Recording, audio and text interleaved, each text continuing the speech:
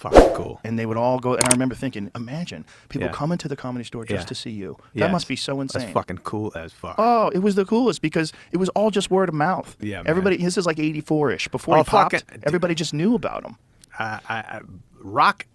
I remember Chris was in Vegas, and I went to see him with Nicholson and Jim Brooks. Wow. And we were sitting there, and fucking Nicholson was laughing his ass off. And I had that thought you just had. I was just going, fucking Rock is so cool. Right. That people fucking fly an hour, like, where is he? Let me go see him. They sit back and laugh. And I fucking just going, shit, Rock, you really are a fucking stud, man. Oh, yeah. The Bring the Pain days, Bigger and Blacker and Bring the Pain, two of the greatest specials of all time. Unbelievable. Of all Flawless. time. Flawless. Yeah, he's a badass. I talked to Rock yesterday, just for like 10 minutes or something, and we got really excited about stand-up again. I go, you right? And he goes, I kind of am. Like, he can't stop. When he was doing his tour, he's like, I need a break, blah, blah, blah. He just did like a fucking year on the road or some shit. And then he's right back to like, got some ideas. Got some shit. I think that's a good way to do it. Take a little break and just refresh your mind so you're not running stale. You know, because he did a live special too. His live special was I loved it. Yeah, and it was also like the build-up because of getting slapped by Will Smith and all that crazy shit. Yeah.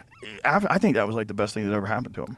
Because then he became like wild again. Like his stand-up was like outrageous. Like it was like the Rock of old.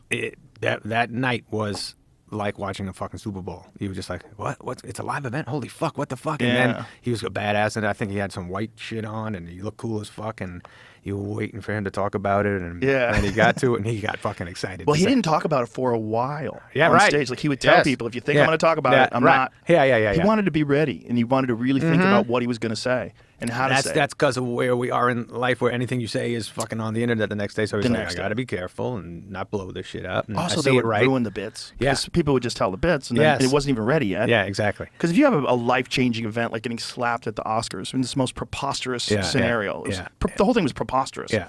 I think for him it was also a wake-up call, like, hey, these motherfuckers don't really care about me. In that moment, they didn't protect me. Nobody stopped it. He went back and sat down, and then he got an award afterwards and got a standing ovation. Like, what the fuck is going on here? It was fucking weird. Yeah, because you always want to be that guy who's hosting the Oscars and who's starring in the big movies, and that's what everybody wanted. Everybody wanted to be the big movie star. But then you realize, like, oh, these people are fuckers. You know, what did you do? How did you set this up? How come nobody tackled him? That was a fucking weird moment. Oh, live the weirdest. Moment. Yeah. It was like a guy just showing his ass. Like, you just pulled your pants down and showed the world your ass. Like, why did you do that? Yeah, he probably wakes up in the middle of the night going, why did I do that? That whole thing sucks. Yes, beyond. It was almost like a guy who doesn't know how normal people act, thinking this is what you're supposed to do, go smack that guy. It became fucking just went to a place that he couldn't get out of. Yeah. And started it. And still there. He's still there. Yeah. In everybody's mind, when you see Will Smith, oh, he slapped Chris Rock. That's like, I mean, not I Am Legend, not Muhammad Ali, not insanely good movies. Yeah. The guy's an incredible actor. Absolutely, He's been in so many banger movies. He's a fucking blockbuster movie star. And people see him, they go, oh, he slapped Chris Rock. Fuck that guy. Fucking sucks. God damn it. Terrible. Man, it sucks, man. It fucking, it follows you around. It sucks. But my man, Rock, and the Kinnisons, like, and that shit, when you spread it happens like once every fucking 8 years or something, where somebody becomes this shit. Yeah, every now and then someone pops through, and it elevates all of us. Yes. Everybody that gets to see it, they go, oh my God, I want to be better. I want to write more. Yeah. When I used to see Chris at the store, whenever Chris would come in and he would do a set, I'd watch and I'd be like, oh my God. I remember one time I was fucking in the back of the room, and this comic stood in front, like, while I was watching Chris. He's like, dude, I got to get on your podcast. I'm like, you got to get the fuck away from me. I'm watching Chris Rock. Why are you watching Chris Rock?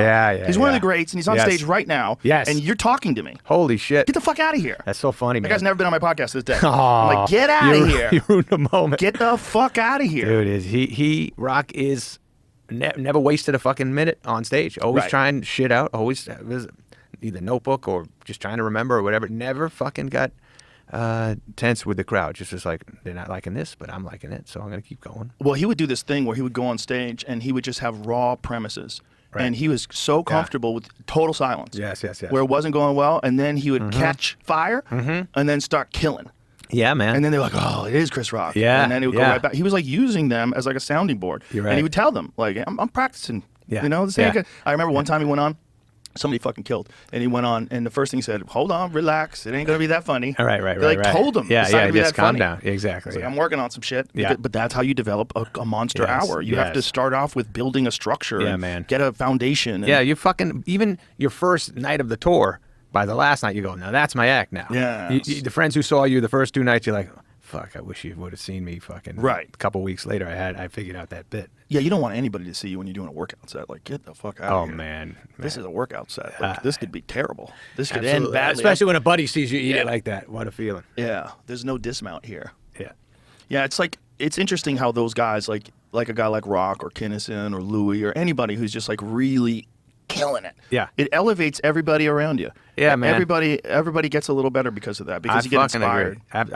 I think Rock was on stage and just killed one time, and I remember Jon Stewart, who was probably 24 at the time. I think I was like 18 or 20 or whatever our age difference is. Jon Stewart goes, I don't want. I quit. I don't want. Like he's just like, God damn, that's good, man. Well, that's what Eric Clapton said when he saw Jimi Hendrix. Yeah. He saw Jimi Hendrix. He's like, what am I doing? What the fuck am I doing? You feel like a phony after you see you got great shit. Yeah. Well, especially a guy like Hendrix that comes along and he's doing something completely different than everybody else. Man. Everybody else is playing guitar. They're all great. Yeah. And then all of a sudden this guy comes along. Oh, my goodness. I know. Oh, that was a nasty one. Yeah. When I work with Phil Hartman, he told me a story when he was 18 years old. He worked at the Whiskey, and his job was they had those stage monitors, and sometimes the stage monitors the artist would accidentally kick them and they'd go into the crowd. So his job was this, because you ever been to the Whiskey? Yeah, sure. Small stage, right? Not that big. Yeah. And so when he'd have to stand there, like, to be prepared to like catch the speaker.